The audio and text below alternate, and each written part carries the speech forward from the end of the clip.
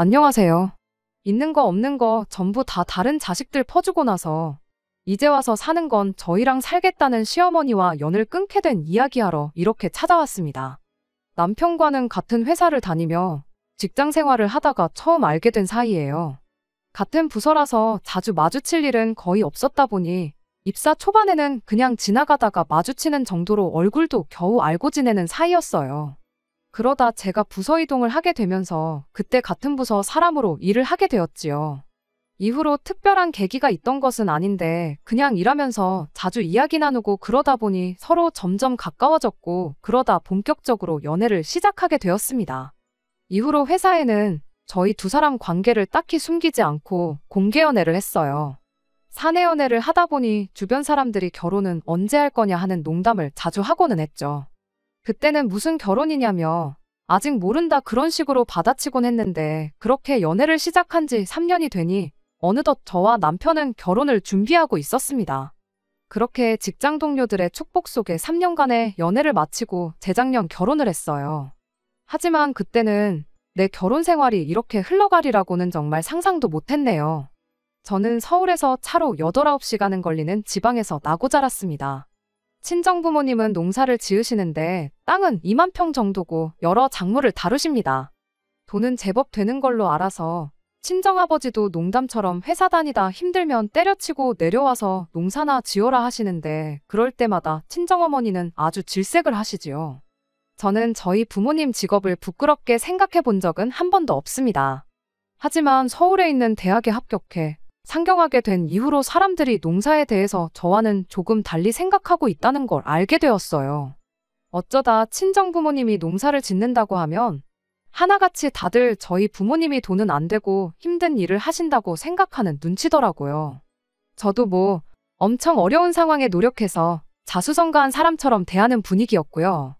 처음엔 그런 반응이 속상해서 그런 편견을 바로 잡아주고 싶은 마음에 이렇게 저렇게 구구절절 설명을 하기도 했는데 그런다고 별로 달라지는 것도 없고 언젠가부터는 매번 똑같은 이야기를 수많은 사람들한테 해야 하는 저도 힘들더라고요.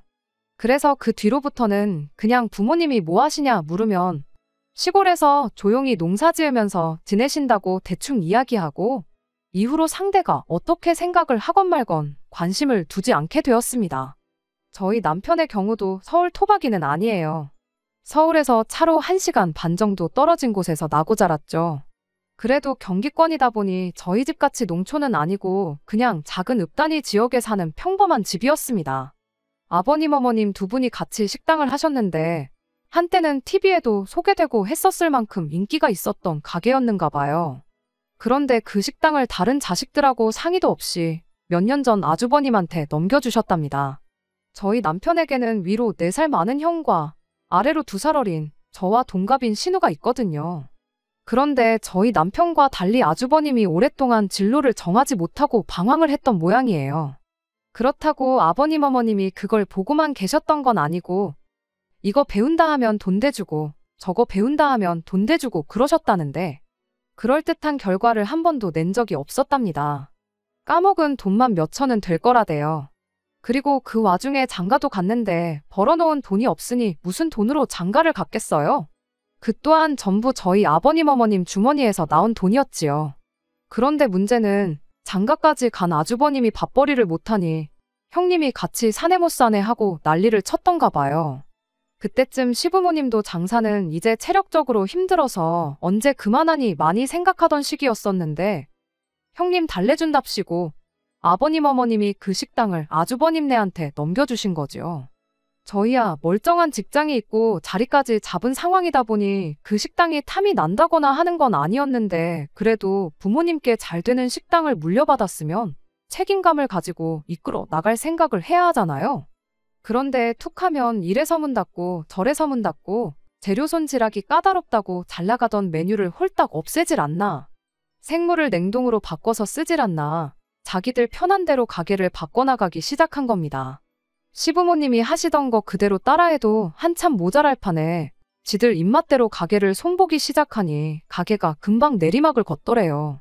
그래도 어머님 아버님이 평생을 두고 하던 가게였더니만큼 애정이 남아있어서 그랬나. 어떻게 또 막판에 당신들 노후 자금 다 끌어다가 대주셔가지고 용케 문은 안 닫게 만들어주셨다는데 가게 문 닫는 꼴을 보기 싫으면 어머님 아버님이 도로 가게를 가져오셨어야지. 그렇게 급한 불만 끈다고 해서 될 게 아니라는 생각밖에 들지 않았지만 그쪽 일은 그쪽 일이다 싶어서 그냥 신경 끄고 있었습니다. 신우도 사는 건 녹록치 않은 모양새였어요. 남편보다 어린 신우였지만 대학 졸업 후 동네 작은 회사에서 일 좀 하다가 바로 시집을 갔거든요. 결혼하자마자 애 갖고 그래서 회사 관두고 이후로 애를 연년생으로 둘이나 낳으면서 완전히 전업주부가 되었다대요. 그리고 신우네 남편은 결혼 전부터 동네에서 작은 카페를 하고 있었답니다. 처음엔 그래도 장사가 괜찮았던 모양이에요. 하지만 둘이 결혼하고 나서 2년 정도 지났나 그 즈음에 바로 옆 건물에 대형 프랜차이즈 카페가 들어왔답니다. 거기다 엎친 데 덮친 격으로 거기에 큰 대형 카페가 생기니 다른 저가형 프랜차이즈들도 하나둘씩 들어서기 시작했대요. 대형 카페 들어왔을 때는 그래도 작은 카페 찾아주는 손님들이 있긴 해서 이래저래 버티고는 있었는데 저가형 매장이 하나둘 들어차기 시작해서 5분 거리에 카페만 5개가 생기니 그때부터는 버틸 재간이 없더랍니다. 그때쯤 또 어머님 아버님이 신혼애를 도와주신답시고 대출까지 받으셨다 들었습니다. 하지만 결국 신우 남편네 가게는 문을 닫게 되었고 문을 닫으면서 카페 대신 작은 분식점 하나를 열었다는데 그 돈마저 시부모님 이름으로 대출을 또 받아서 열게 되었다는 거예요. 말로는 신우가 갚는다고 했다는데 누가 갚고 있는지 그 속을 누가 알겠어요. 이런 모든 사정을 결혼 전에 알았다면 제 결정이 좀 달라졌을까요? 그럴지도 모르지요. 하지만 결혼 전에는 그저 어머님 아버님이 식당을 하시고 TV에도 나왔다 해서 더 깊게 파고들 생각을 못했어요. 식당에 가보시면 알겠지만 내부 인테리어도 그렇고 제법 그럴듯하거든요. 그리고 아주버님이나 신우 다 가정 꾸리고 잘 산다 하는데 제가 솔직히 어떻게 해놓고 사는지 뭘 먹고 사는지까진 따질 수 없잖아요. 그저 가족들 다 자기 밥벌이는 하고 사는구나 그럼 됐다 싶었네요. 남편하고 저 두 사람만 놓고 봤을 때는 솔직히 비슷비슷한 조건이기도 했고요. 결혼할 때 시댁으로부터 도움은 전혀 받지 않았습니다. 지금에서야 생각해보면 남편이 먼저 성인들이 결혼하는 건데 부모님 도움을 받는 건 아닌 것 같다. 반반이 어떻고 저떻고 한 게 다 제 앞에서 쇼한 건가 싶기도 해요. 어차피 아버님 어머님은 저희를 도와주실 형편이 못 되었으니까요. 하지만 그때는 남편이 하는 말이 그럴듯하다. 일리가 있다 싶었어요. 그리고 어쨌든 저희 부모님도 농사로 힘들게 돈을 벌고 계셨으니 저도 손 벌리고 싶지 않았고요. 친정부모님은 그래도 아무것도 안 해가면 시부모님 눈밖에 나지 않겠냐며 예단 비용으로 2천만 원을 주셨는데 솔직히 그 돈은 제가 중간에서 가로챘어요. 가로챘다기보단 원래는 결혼 준비로 바빠서 신혼여행을 다녀온 뒤 친정 부모님하고 다 같이 모이는 자리를 만들어서 전해드릴 생각이었거든요. 어쨌든 저희 부모님이 큰돈 쓰시는 건데 체면 좀 살려드리고 싶었으니까요. 그런데 어머님이 그 복을 당신 발로 차시대요. 저희가 반반 결혼을 하는 걸로 이야기가 된 이후 결혼 준비 자체는 큰 문제 없이 진행되고 있었습니다. 집은 남편과 제가 모아둔 돈을 합치고도 부족해 대출을 받아서 서울에 있는 아파트 전세로 일단 들어갔어요. 집뿐만 아니라 혼수도 그랬지요. 결혼식 비용은 들어온 축의금으로 각자 해결하기로 했고요. 그런데 결혼식 당일날 어머님이 급하게 쓰실 곳이 있다며 축의금을 달라고 하시대요.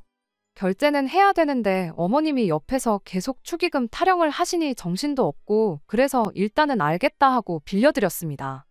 그런데 그런 와중에 축의금까지 그렇게 가져가시곤 시간 지나서 그 돈은 언제 주실 거냐 물으니 그 돈은 당신이 그간 뿌린 돈을 수거한 거나 마찬가지라며 못 준다고 딱 말을 자르더라고요. 솔직히 좀 황당했지요. 시댁 쪽 하객 대부분이 남편 하객이었으니까요. 축의금은 원래 부모님한테 드리는 거다 하는 말이 많아서 저도 되도록이면 이야기를 더 꺼내고 싶지는 않았어요. 그저 그렇게 가져가실 거면 빌려간다고 할 게 아니고 결혼 전에 미리 남편에게 전해놓는다던가 하는 게 맞지 않나 싶었죠. 하지만 무엇보다 가장 황당했던 건 그렇게 가져간 축의금이 알고 보니 아주버님 손으로 들어갔다는 사실이었지요. 나중에서야 알게 된 건데 아주버님이 그때 마침 급하게 식당 일로 돈이 필요했다나요? 말로는 다 가져간 게 아니라 1,000만 원도 안 됐다는데 1,000만 원이고 1,000원이고 돈은 돈이잖아요? 며느리로서 이렇게 말하자니 그렇지만 어머님도 아주버님도 괘씸해서 친정에서 받아온 예단비 2,000만 원을 제가 그냥 중간에서 갖기로 하고 아무것도 안 해드린 거예요.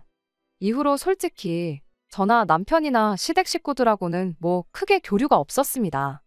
일단 시댁하고 물리적인 거리가 크다는 게 가장 큰 이유였지요. 물론 양가 부모님께 똑같이 매달 용돈이나마 필요한데 쓰시라고 30만 원씩 보내드렸고 명절이나 어버이날, 시부모님 생신같이 저희 도리를 해야 하는 날은 챙겼지만요. 하지만 그 외에는 가족 모임이라던가 그런 건 굳이 나서지 않았네요. 그러던 중 아버님이 저희 결혼한 지 2년쯤 되던 해에 폐암 판정을 받으셨어요. 그리고 뭐 제대로 손 써볼 여유도 없이 반년도 채 되지 않아 돌아가셨지요. 장사하면서 그렇게 시간 나면 담배를 피워대더니 인간이 결국 폐암으로 죽었다면서 슬퍼하시는 시어머니를 보니 이때는 뭐 그동안 서운했고 그런 걸 떠나서 저도 그렇고 다들 상심이 컸고요. 그런데 아버님 장례 치르고 나서 처리해야 할 일들이 어느 정도 마무리가 되었을 무렵 시어머니 주도로 다시 온 가족이 자리에 모이게 되었는데 그 자리에서 정말 어이없는 이야기를 듣게 되었습니다. 아버님이 돌아가시기 며칠 전 유언을 남기셨다는 겁니다. 아주버님네, 신우네, 어머님만 모여있는 자리였다나요?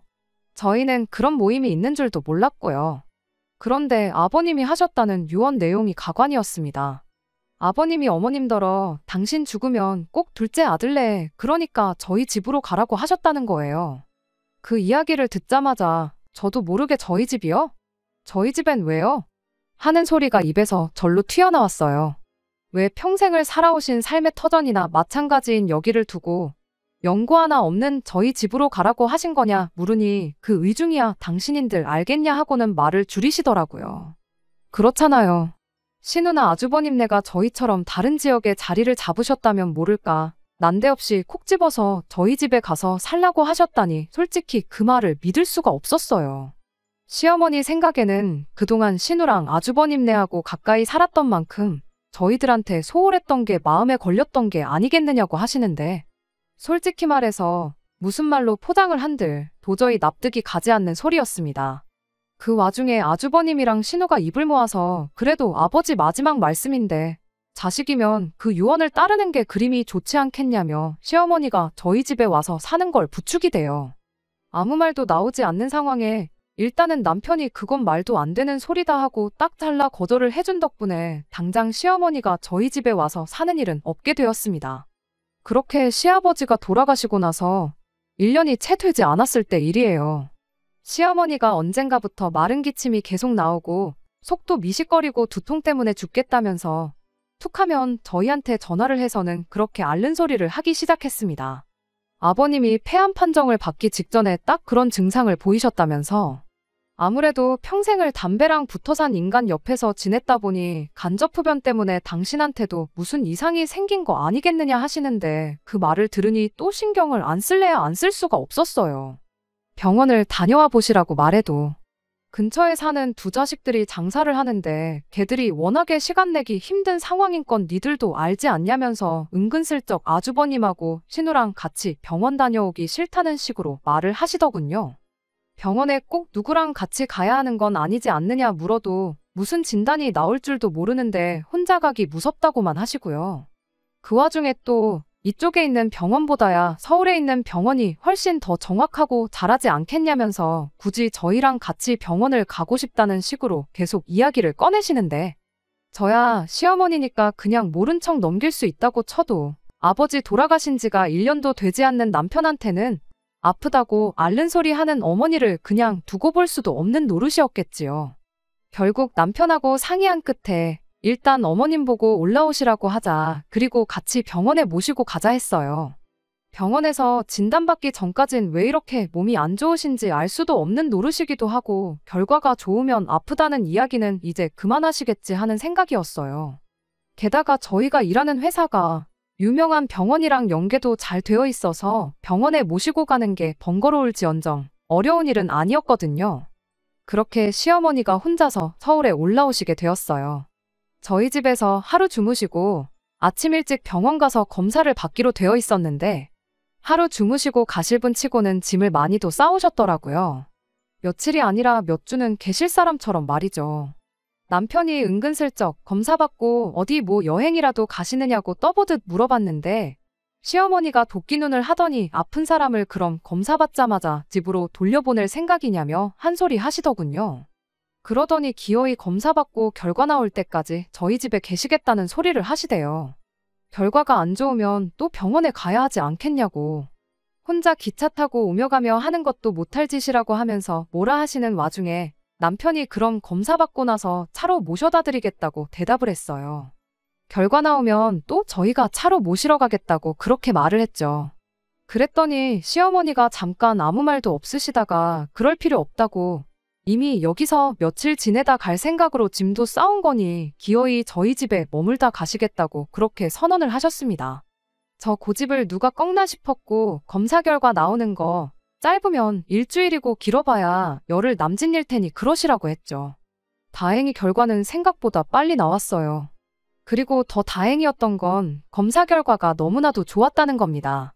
걱정할 게 하나도 없을 정도로 말이에요. 수치도 전부 정상이고 심지어 몇몇 항목은 동년배분들하고 비교해봤을 때 정상이다 못해 훨씬 좋은 수치였어요. 그 정도 결과면 기뻐해야 마땅한 거 아닌가 싶었는데 시어머니는 병원이 돌팔이가 아니냐면서 다른 병원에서 검사를 다시 받아봐야겠다고 우기기 시작했습니다. 온몸이 아프고 좋은 곳이 하나도 없는데 이 결과가 말이나 되냐시면서요. 그렇게 하고 싶으시다는데 원하는 대로 다른 병원도 알아봐드리겠다고 했어요. 다만 예약하고 그러는데 시간이 걸리니 일단은 집에 내려가 계시라고 했죠. 차로 모셔다 드릴 테니 걱정 마시라고 그렇게 한마디 했는데 시어머니는 정말 말 그대로 바닥에 대자로 누우셔가지고는 집에 안 가겠다고 어린애처럼 땡깡을 부리기 시작했어요. 집에 혼자 있으면 너무 외롭고 쓸쓸하시다고 없는 병도 생길 지경이라면서 가기 싫으시다네요. 저희 집에 며칠만 더 있게 해달라고 말 그대로 떼를 쓰시더라니까요. 아버님 떠나시고 얼마나 외로우시면 저러시나 싶어서 매몰차게 할 수가 없더라고요. 다른 것보다 이러지도 저러지도 못하고 있는 남편을 보고 있자니 안쓰러워서 그래서 일단 며칠 더 계시라 했어요. 이땐 남편도 무척 저에게 미안해했고요. 그런데 어머님이 계시니까 신경 써야 할 게 한두 개가 아니더군요. 먹는 것부터가 문제였지요.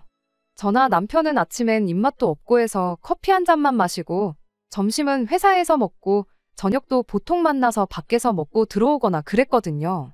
그런데 어머님이 집에 계시니까 저희 원래 지내던 방식으로 지낼 수가 없어서 어쩔 수 없이 반찬을 하기 시작했어요.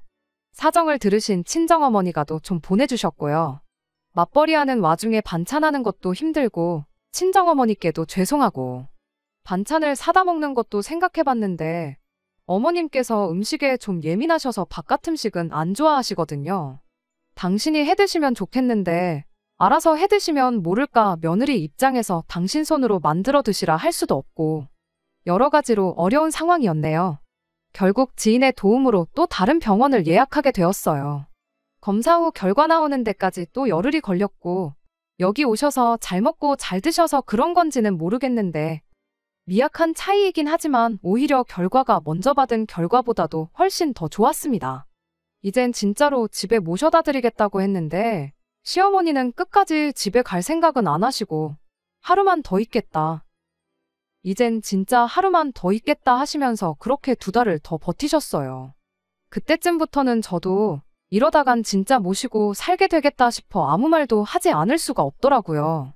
그러다 결국 기어코 저를 폭발하게 만든 사건이 하나 일어났어요. 사건이 있기 며칠 전 제가 친정어머니께 더는 음식을 보내지 마시라 했어요. 먹고 싶으면 제가 이야기를 할 테니 괜히 밑반찬해서 보내지 마시라고요. 처음에야 어머님 드시는 게 신경 쓰여서 어쩔 수 없이 친정어머니 도움도 받았지만 한 달이 넘어갈 때부턴 어머님 때문에 친정어머니 고생시키는 게 말이 되나 싶었거든요. 그리고 그러나 중에 어머님이 언젠가부터 친정어머니가 보내주시는 반찬을 가지고 투정을 하시대요. 너희 어머니는 맨날 똑같은 거밖에 못하냐면서. 그런 소리 듣고 좋다 할 며느리가 세상 천지 어디 있겠어요? 그래서 친정어머니한테 더는 보내지 마시라 한 거예요. 그런데 제가 이야기하고 얼마 지나지 않아 친정어머니가 또다시 기어이 김치부터 시작해서 음식을 한가득해서 보내주셨더라고요. 그리고 선물 들어온 거라며 보리굴비에 한우에 직접 농사 지으신 나물에 이것저것 잔뜩 챙겨서요. 택배가 금요일 낮에 도착했다고 연락이 왔고 냉장고에 넣어야 할 것도 있었으니 어머님더러 받아서 냉장고에 좀 넣어달라 했습니다. 지난번엔 홧김에 이제 보내지 마시라 했지만 또 막상 친정어머니가 보내주신 반찬이 냉장고에서 저를 기다리고 있을 걸 생각하니 빨리 퇴근해서 밥 먹고 싶단 생각밖에 안 들대요. 그렇게 들뜬 마음으로 집에 돌아왔습니다. 집에 도착하니 어머님은 TV를 보고 계셨고 집은 어느 때와 마찬가지로 엉망이었어요. 치사하게 들릴지 모르겠지만 저희 어머님은 저희 집에 계시는 동안 솔직히 말해서 청소기 한 번 돌려주신 적 없고 남편 양말 한 짝 개어주신 적 없습니다. 아무튼 배도 고프고 허기가 졌지만 청소부터 해놓고 먹자 싶어서 불이 나게 집 정리를 시작했어요.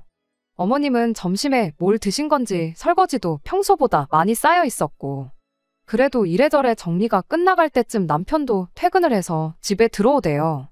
그렇게 이제 저녁상을 차리려고 냉장고를 열었습니다. 그런데 친정어머니가 말씀하신 것과 달리 반찬들이 몇 개 없더라고요. 심지어 뚜껑을 여니 반밖에 안 찬 것도 있었고요. 그래서 어머님께 이게 전부냐 물으니 어머님이 아무렇지도 않은 표정으로 반찬이 너무 많아서 신우를 불러서 챙겨주셨다는 겁니다. 제가 황당해서 저한테 말도 안 하고 신우한테 준 거냐니까 그럼 당신이 그런 것도 저한테 허락을 받아야 하냐대요. 어이가 없어서 저희 친정어머니가 보내주신 거잖아요. 라고 대꾸하니 니네 친정어머니가 너 혼자 먹으라고 보냈겠냐면서 저더러 욕심도 사납다 그러시는 거예요. 그러면서 저더러 성격을 좀 고쳐 그러는데 황당해서 말도 잘 안 나오대요. 그리고는 설마 싶어서 냉동실을 열어보니 친정어머니가 보내주셨다는 것들도 하나도 안 보였어요. 제가 보리굴비며 한우랑 나물 말린 건 다 어디 있냐고 하니까 어차피 니들 집에서 밥도 잘 안 먹지 않냐면서 거기 신혼에는 애들도 있고 그래서 그것도 줬답니다. 얼마나 아무렇지 않은 표정으로 뻔뻔하게 말씀하시던지 황당해서 기가 차더라니까요. 저는 말 그대로 할 말을 잃었습니다. 어쩜 저렇게 뻔뻔하신가 싶고 어디부터 따져야 되나. 화가 나서 머리가 안 돌아가는 느낌이었달까요? 그런데 그때 모든 상황을 지켜보고 있던 남편이 재산은 형한테 다 퍼주고 이제 퍼줄 게 없으니 우리 집 냉장고를 신우한테 퍼주냐면서 도대체 나한테는 뭘 해주려고 이러는 거냐고 빈정대기 시작했어요. 그러자 어머님께서 당신 사는 집 거기 보증금 빼서 저희 주신답니다. 저는 솔직히 그때까지 그 집은 그래도 어머님 아버님 명의로 돼 있는 줄 알았는데 반전세라는 사실을 알고 깜짝 놀랐어요. 그러자 남편이 그까짓 거 보증금 뭐 2천이나 되냐 3천이나 되냐 짜증을 내더니 그 돈 받고 독박 쓸 일 있냐면서 대뜸 어머님더러 집에 가게 짐 챙기라 그러대요. 그런데 어머님이 집 싫다, 안 간다 하시니까 그러면 신혼에 데려다 준다고 빨리 옷 입으라고 윽박을 질렀어요. 저는 남편이 그 정도로 세게 나올 줄은 몰랐고 못 간다 버티시는 어머님을 보니 마음이 좋지가 않더군요. 그렇지만 남편을 말리거나 나서고 싶지는 않대요. 저도 저대로 어머님께 서운하고 맺힌 게 있었으니까요. 어머님이 이런 법이 어딨냐. 네 아버지 유언 못 들었냐. 어떻게 네가 나를 내쫓냐며 못 간다고 버티시는데. 이게 다 무슨 꼴인가 싶고 한숨만 나오더군요. 그래도 결국엔 남편이 어머님을 끌고 나갔습니다. 그리고 베란다에서 내려다보니 남편이 기어이 어머님을 차에 태우더라고요. 그리고 곧이어 남편이 전화로 저한테 어머님 짐 가지고 내려오래요. 전 그때 남편이 시키는 대로만 움직였어요. 그렇게 어머님 짐을 챙겨서 1층으로 내려가니 남편은 운전대를 잡고 씩씩거리고 있고 어머님은 흐느끼고 계셨습니다. 당신이 뭘 그렇게 잘못한 거냐며 너네는 여유 있게 살지 않냐? 아주버님네하고 신우네는 그게 안 되니까 좀 도와준 건데 그걸 이해를 못하냐면서. 하지만 제가 보아하니 반찬을 준 게 문제가 아니라 그간 남편 가슴에 맺힌 게 있던 게 그렇게 터져나온 게 아닌가 싶어요. 그러니 더욱이 제가 끼어들 수도 끼어들고 싶지도 않았네요. 그리고 남편과 함께 차에 올라탔고 그 길로 신우네 집으로 향했습니다. 신우네 집 앞에 도착해 신우를 불러냈고 그대로 어머님을 내려드렸지요. 신우가 어머님을 보더니 놀라면서도 난처한 얼굴로 지금 이게 무슨 일이냐고 저희에게 묻길래 어머님한테 직접 여쭤보라 했네요. 그러니까 신우가 대뜸 지금 반찬 몇 개 가져가서 이러는 거냐며 신경질을 내는 게 아니겠어요? 그러자 남편이 반찬 몇 개? 어머니야 그렇다 쳐도 너는 그러면 하다못해 잘 먹겠다 연락이라도 하는 게 예의 아니냐면서 싸가지가 없다고 욕 비슷하게 뭐라 했지요. 그런데 웃긴 건 알고 보니 신우가 진짜 저럴 법도 한 게 거의 2시간 거리 저희 집까지 와서 받아간 게 반찬 조금밖에 없었던 거예요. 그냥 시어머니 잘 지내시나 궁금해서 왔다 간 거지 반찬 조금 얻어간 거 그거 기름값도 안 나온다면서 따지고 들더라고요. 그래서 친정어머니가 보내주셨다는 한우랑 보리굴비 같이 조금 비싼 것들의 행방을 물었는데 신우가 그건 또 뭔 소리냐며 금시초문인 반응이었어요. 알고 보니 그 와중에 시어머니는 신우 오기 전에 아주버님 먼저 불러내서 그 집에 따로 챙겨줬던 겁니다. 그러니까 또 신우는 신우대로 시어머니한테 섭섭하다고 난리를 치더라고요. 그러더니 저희한테 그렇게 한마디 하대요. 엄마가 우리보다는 큰오빠를 더 우선시하시는 것 같은데 우리 집 말고 그 집에 모셔다 드리라고요. 그러면서 시아버지가 돌아가실 때 남기고 간 유언 그거 다 뻥이라고. 그런 말 하셨던 적 없다는 사실을 저희한테 말해왔어요. 큰오빠네나 자기 집이나 모실 형편도 안 되고 엄마가 우리한테 더 해줄 수 있는 것도 없는 것 같고 그래서 자기랑 아주버님이 둘이 짜고 그렇게 말했던 거라네요. 시어머니는 시어머니대로 형편 어려운 두 자식보다 저희 집에 들어가는 게 더 낫겠다 싶어서 대놓고 고려장을 시도하는 두 자식들 뜻에 따라 저희 집으로 가기로 정했던 거라고요. 이미 이야기 다 끝난 거나 마찬가지인 상황인데 신우랑 더 실갱이할 게 뭐 있나 싶었어요. 신우의 자백이 반찬값 정도는 하는 것 같아서 신우한테 다른 건 더 따져묻지 않고 그 길로 저희는 차를 돌려 아주버님 가게로 향했습니다. 남편 어릴 적에는 그래도 줄도 서서 먹는 그런 가게였다는데 저희가 갔더니 손님 하나 없고 아주버님이랑 형님 두 분 말고는 아무도 없었어요. 그 와중에 고기도 안 파는 가게에 고기 냄새가 가득한 게 저희 집에서 가져간 한우를 그새 구워 먹었나 보더라고요. 아주버님 입 근처에 기름이 번들번들해서는 당장 우리 두 사람 입에 풀칠하기도 힘든데 어머니까지 모실 여력이 안 된다면서 모시고 살 생각 없다고 딱 잘라 말하는데 참 재수 없다는 말 말고는 달리 표현할 말이 없었습니다. 남편은 아주버님한테 여태까지 받아쳐먹은 게 있으면 한 번은 자식 노릇 좀 하라고 단호하게 한마디 하고는 신혼에서 했던 것처럼 실갱이 할 필요도 없이 그 길로 시어머니 짐이랑 어머님 내려다 드리고 그대로 차를 출발해서 집으로 돌아왔어요. 그 뒤로 며칠 내내 신우랑 아주버님이랑 번갈아 가면서 나는 못 모시네, 나도 못 모시네 하면서 한참 난리통이었지만 남편이 워낙에 단호하게 나오니 두 사람도 이내 포기했는지 언젠가부터는 연락이 더 이상 오질 않네요. 솔직히 저도 그렇고 남편도 그렇고 마음이 후련하고 그런 건 아니에요. 그런데 뭐 남편이 먼저 다 필요 없다, 사람 대접해주는 처가에 더 잘하고 살겠다 하니 저로서는 거절할 이유도 싫다 할 필요도 없잖아요. 시어머니는 결국 혼자 지내시게 되었어요. 전 재산 뜯어먹은 두 자식들이 서로 못 모신다고 매일같이 싸워대는데 이러다 자식들끼리도 평생 안 보고 지내게 될까봐 그런 선택을 하신 것 같은데. 그러게 자식 셋 고루고루 챙겨주셨으면 얼마나 좋았을까요? 아니면 아예 다들 각자 도생하게 내버려 두시던가. 아무렴 다른 두 형제와 다르게 혼자 잘 자리 잡았다고 해도 조금이나마 시어머니한테 다른 형제들에 비해 차별받은 거 없었다 생각했으면 남편도 저렇게까지 단호하게 나오진 않았을 거라 생각해요. 시어머니 모시고 살고 싶지는 않지만 남편이 그동안 받은 게 있으니 그냥 두고 볼 수 없다고 나오면 저도 어쩔 수 없이 남편 뜻에 따랐을 거라는 생각도 들고요. 뿌린 대로 거둔다는 말이 딱인 것 같습니다. 새싹 하나 띄우기도 척박한 곳에만 열심히 씨를 뿌려대셨으니 시어머니가 그 열매를 수확하는 일은 아마 없을 것 같네요. 끝까지 들어주셔서 감사합니다. 오늘의 사연은 여기까지입니다. 구독과 좋아요, 알람 설정 부탁드리고 더 좋은 사연으로 다시 찾아뵙겠습니다. 감사합니다.